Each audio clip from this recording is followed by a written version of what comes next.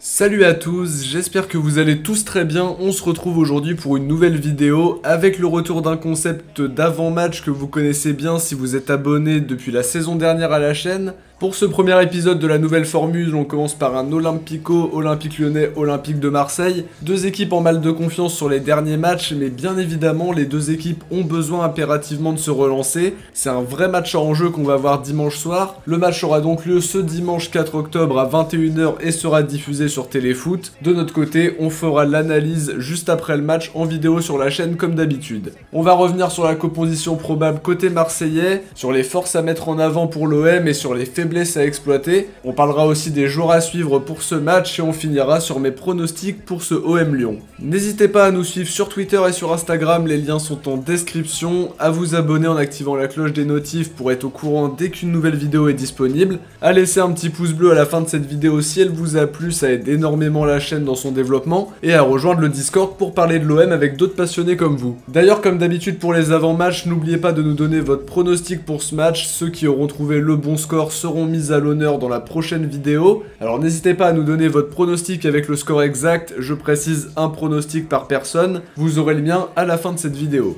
On va commencer cette vidéo justement en évoquant la compo probable de l'OM pour cette 6ème journée de championnat. On va repartir sur le 4-3-3, le 4-2-3-1 a déjà été proposé pour replacer Payet dans l'axe. L'idée a été balayée par Villas-Boas en conférence de presse qui considère que ce schéma tactique du 4-3-3 a permis à l'OM de terminer deuxième la saison passée et que quand l'OM n'y arrive plus, on pense tout de suite à la solution miracle entre guillemets du 4-2-3-1 avec Payet en meneur de jeu. Au but, on devrait voir sans surprise Steve Mandanda titularisé. Sur le flanc gauche, le retour d'Amavi qui devrait faire du bien. Il devrait faire son retour en tout cas puisqu'il a purgé ses 3 matchs de suspension. À droite, Hiroki Sakai devrait être titulaire à nouveau puisque Bounassar était absent à l'entraînement et n'a pas semble-t-il encore récupéré de sa blessure. Dans l'axe, Chaeta Tsar et Alvaro devraient être alignés sans surprise. C'est quand même compliqué de changer une charnière comme ça sans absent. Au milieu, Camara devrait être titulaire au poste de sentinelle avec devant lui le duo Rongier et Sanson. Devant, on retrouvera probablement le trio Payet, Thauvin, Benedetto qui vont essayer de faire mieux que ce qu'ils ont pu faire contre Metz. Vous l'aurez compris, Villas-Boas compte faire confiance à son 11 type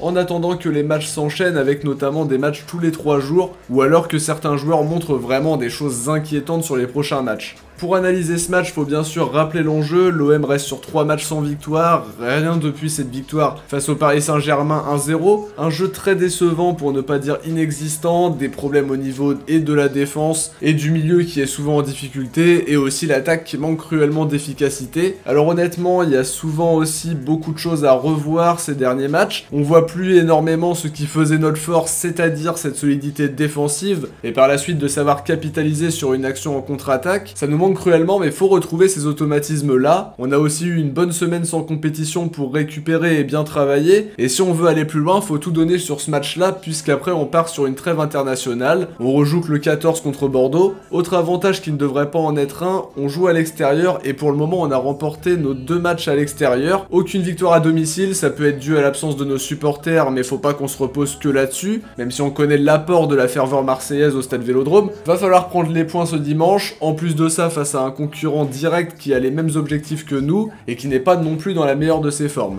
En ce qui concerne Lyon, on l'a dit, c'est pas flamboyant non plus. Positionné à la 11e place, nous on est à la 9e. Ils ont 6 points en 5 matchs, le bilan est quand même pas flamboyant du tout. Ils restent aussi sur une préparation tronquée puisqu'ils ont joué le Final 8 de Lisbonne jusqu'en demi-finale. Le championnat a repris directement 10 jours après. Ils ont bien commencé en battant Dijon d'entrée de jeu 4-1 en étant menés 1-0. Ensuite la victoire leur échappe avec un nul à Bordeaux 0-0.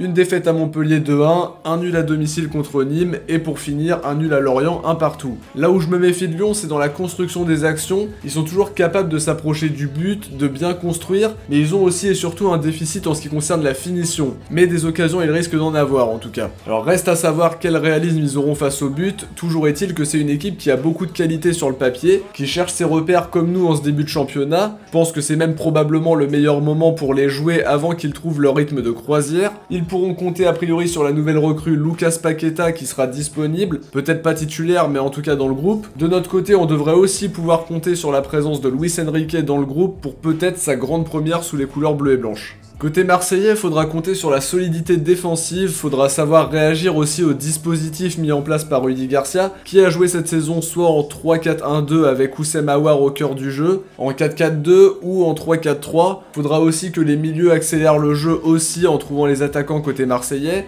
en apportant du soutien. Les ailiers devront trouver Benedetto aussi bien qu'ils l'ont fait contre Metz avec quand même plus de réussite dans la finition derrière. Et il faudra aussi s'appuyer sur les coups de pied arrêtés sur lesquels je trouve qu'on est plutôt assez bon cette saison. Le joueur à suivre côté marseillais, je dirais Flo Thauvin, que j'ai trouvé très bon à Brest, très réaliste à Paris et qui revient très bien après sa longue blessure. On aimerait le voir plus tranchant dans le domaine offensif, il peut pas toujours faire la différence tout seul non plus. Je pense qu'il peut faire très mal à Lyon quand même. On l'a vu motivé en conférence de presse, très lucide sur le niveau qu'il a affiché contre Lille et Metz, avec des performances vraiment en dents de scie. On peut s'attendre à un Flo Thauvin revanchard qui peut faire très mal à Lyon. Côté lyonnais, le joueur à suivre est à mon sens Memphis Depay. On connaît son importance pour Lyon, il est en jambes avec déjà 4 buts cette saison en championnat, dont un triplé contre Dijon. Il a commencé sur le banc contre Lorient mais sera disponible dimanche. Il pourrait être placé derrière les attaquants ou sur le front de l'attaque, tout dépendra des choix de Garcia, mais faudra bien évidemment le surveiller parce que c'est quand même un joueur de grande classe. On va maintenant passer au pronostic de cet Olympico. Je miserai sur une courte victoire marseillaise 2-1, non pas parce que je suis chauvin, mais l'OM est sous pression et a su résister face au PSG. Une victoire d'un but d'écart me semble envisageable même si un nul se joue aussi. Les deux équipes peuvent prétendre à la victoire, mais ce pronostic en faveur de l'OM me paraît plausible et je vais partir là-dessus. Je verrai bien un but de Thauvin et enfin le but de la délivrance pour Pipa Benedetto, Memphis Depay pour le but lyonnais. Alors surtout n'oubliez pas de nous donner votre pronostic pour ce match dans l'espace commentaire. Comme je l'ai dit en début de vidéo, ceux qui auront trouvé le bon pronostic seront mis à l'honneur dans le prochain avant-match en fin de vidéo. On arrive déjà à la fin de cette vidéo, merci à tous de l'avoir regardé.